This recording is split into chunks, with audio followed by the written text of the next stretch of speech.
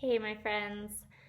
There's a lot of confusing information and misinformation out there about nutrition, but I think the topic that tops the list is carbohydrates. We're always talking about this one. There are, lots of different camps of theories and beliefs on this nutrient. So today I want to talk about carbohydrates and hopefully provide a little clarity and peace around this topic.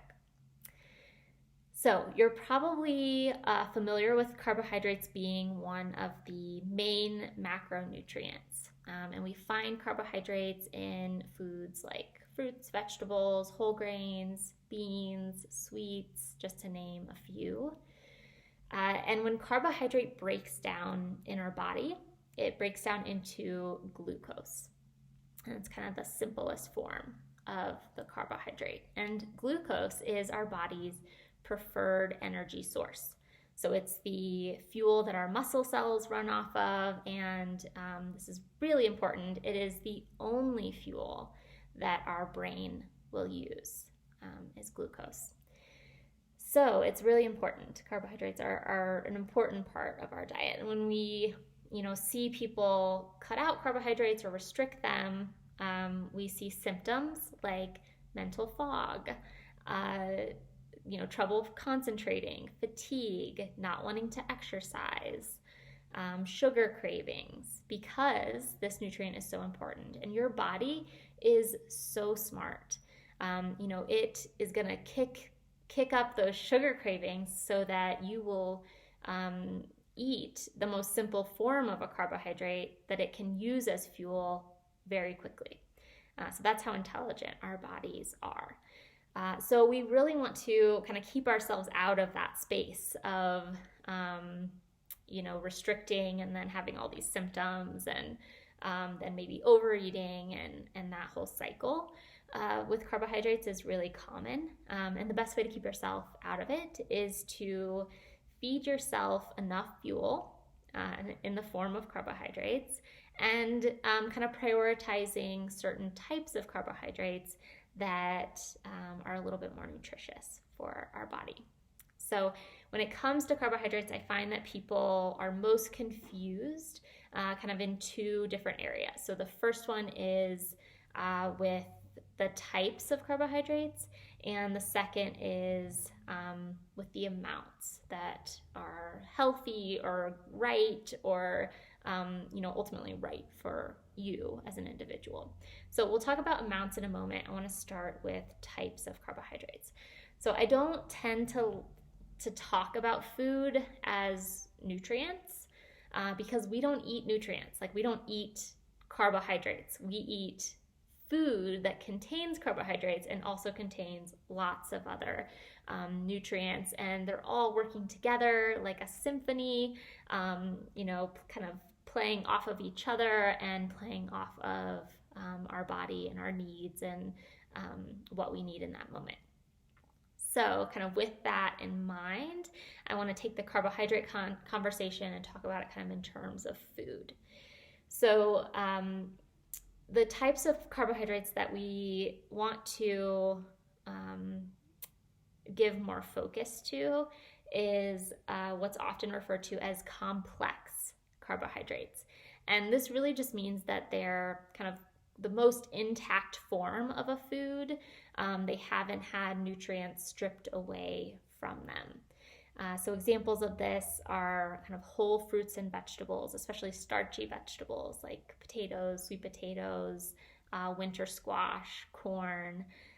This includes beans. This includes whole grains like quinoa or rolled oats, or foods made out of whole grain flour like brown rice pasta or whole wheat bread. So these foods are going to have all the nutrients kind of mostly intact and there to kind of work together with the carbohydrate sources. And that includes fiber and water and antioxidants.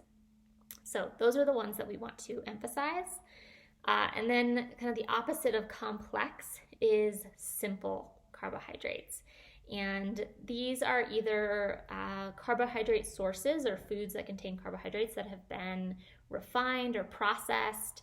And through that refinement, they've had a lot of their nutrition stripped away.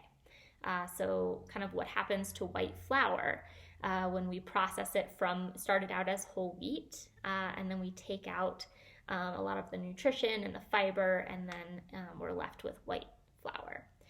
It could also just be foods that are kind of a simpler form of carbohydrate. So that would be like your maple syrup, honey, things like that. And these foods are going to break down more quickly in our body. They can kind of affect our energy levels, causing some spikes in that glucose in our bloodstream, whereas the complex sources are going to release more slowly, give us kind of more consistent energy, and help us stay satiated for longer as well. So those simple carbohydrate foods, it's not that we want to completely eliminate them or say that they're bad or restrict them. They're definitely can be part of your diet. They're part of our pleasure. They are also serve a functional role sometimes, like in athletic performance. A really simple form of carbohydrate is preferred. So your body's not having to go through digestion in order to get to that energy. It needs it immediately. So they still play a role, all to say. So that's kind of the different types and how we want to think about that.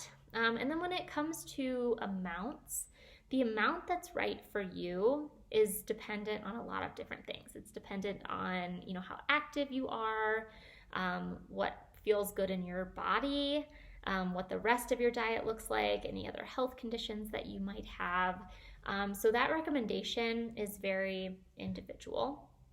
And so I recommend that you kind of steer clear of any guideline that's trying to tell you an exact amount that's right or wrong for you, because it's really hard to know that without knowing you, knowing your life, knowing what your goals are, that sort of thing. And if this topic, if carbohydrates has been something that you've struggled with, it's something that you kind of want to figure out what's right for you, or it's something that you've had a lot of restriction or struggle with, I would be happy to work through that with you. So I would invite you to make an appointment with me, and we can work through that together. So I hope this provided a little bit of clarity, and until next time, take good care of yourselves.